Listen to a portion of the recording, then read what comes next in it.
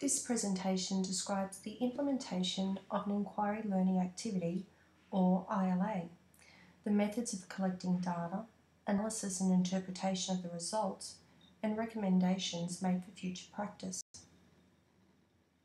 The topic for the ILA was the development of British political rights, and the criteria used to assess the inquiry were based on the soon-to-be-debunked QSA-SO standards.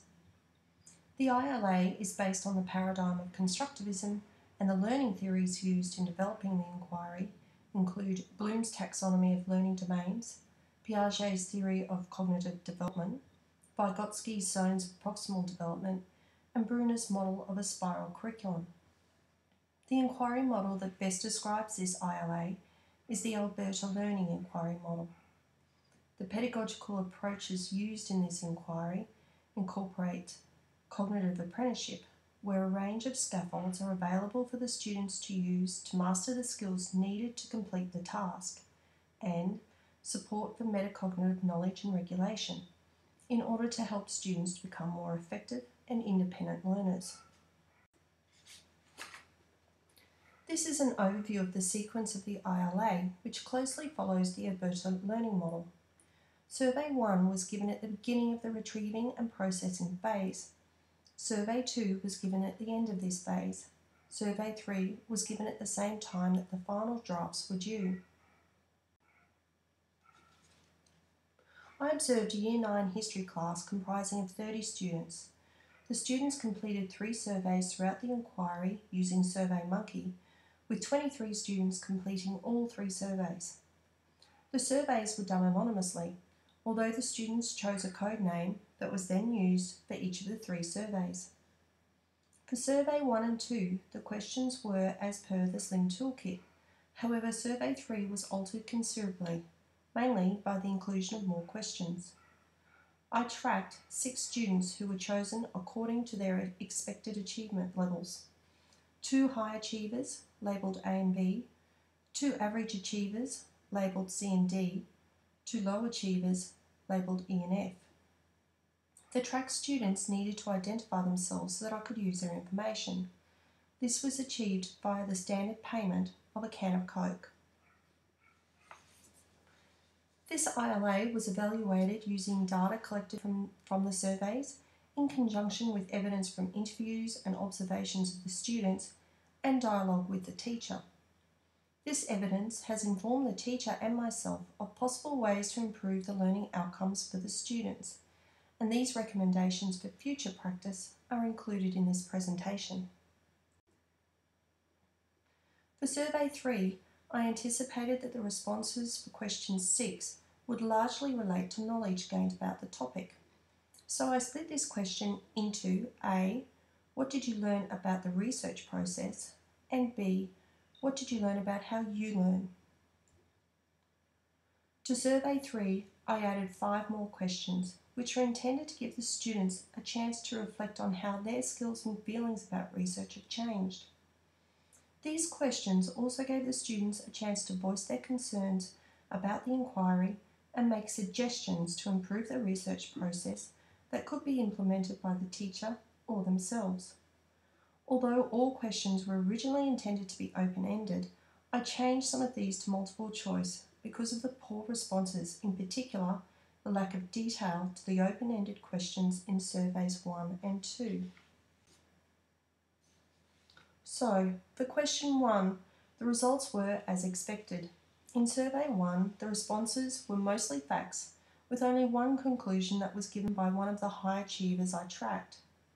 Survey 2 was poorly done in general. The responses were languid, even by the high achievers. Survey 3, the students demonstrated a bit more energy, but still, the open-ended responses were not as well done as I had hoped, as both the number and quality of responses were disappointing. Reasons for the lax responses could be that the students remain anonymous. Also, the timing of the surveys, which will be discussed further in the post. Interestingly, this lack of both effort and demonstrated high-order thinking were inconsistent with the actual results of the essay, which showed that the majority of students did in fact achieve well. Now let's look at the track students. The responses from these students were representative of the class. In Survey 1, as expected, the high achievers had more statements, including more explanations and facts. In Survey 2, there were fewer responses for all track students.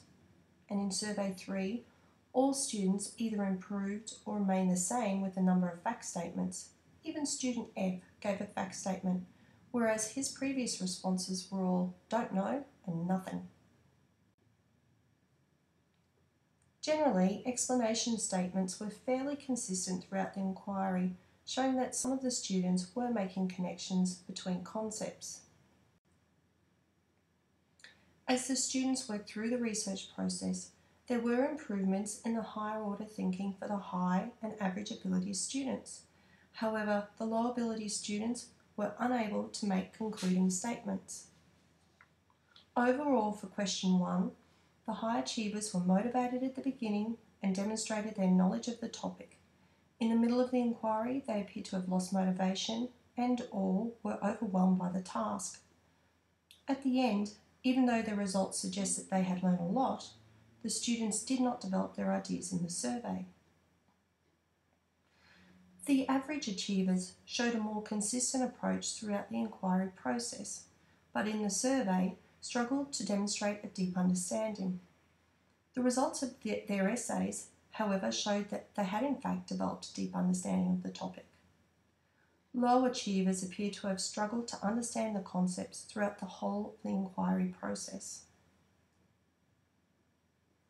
In general, the level of interest of the class dropped by the second survey, although increased somewhat by the third survey. From Survey 1 to Survey 2, interest levels dropped a great deal from 9% to 4% and quite a bit from 43% to 30%. Then on to Survey 3, interest levels increased again to 13% and 44% respectively. Conversely, the not at all and not much categories increased from Survey 1 to 2. These percentages then dropped in Survey 3 to be closer to the percentages of Survey 1. By allocating a number value to the responses, a total for the class interest was calculated. At the stage of Survey 1, interest was generally high. The graph shows clearly the drop in interest at the stage of Survey 2, which is towards the end of the processing phase and independent searching. Interviews with the students and responses in later questions indicate that this was due to difficulties experienced with finding and selecting valuable information, and for many, the task was perceived to be too difficult. They felt overwhelmed and were unsure if the information was valuable or not.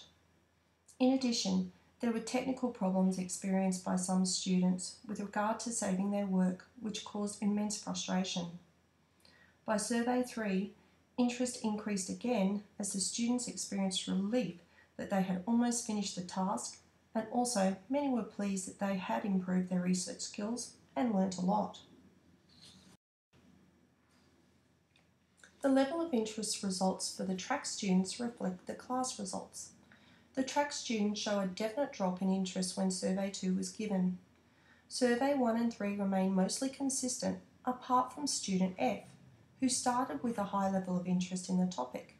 It seems that as the demands of the task were realised, the level of interest dropped severely for student F.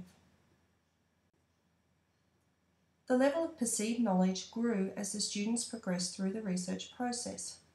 Those students who perceived themselves as having no knowledge did all, by Survey 3, record that they had gained some knowledge.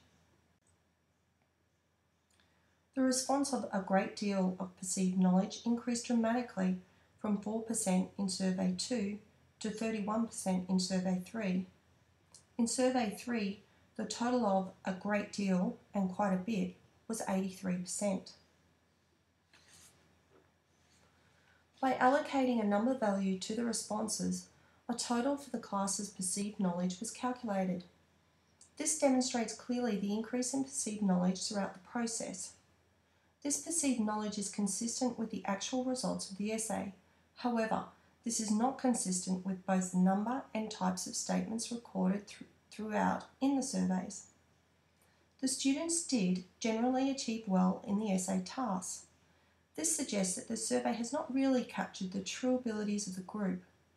Reasons for this lie heavily with the unwillingness of some students to put effort into the open-ended questions, particularly surveys 2 and 3, possibly due to a loss of interest and focusing their efforts on the required tasks that go towards their result.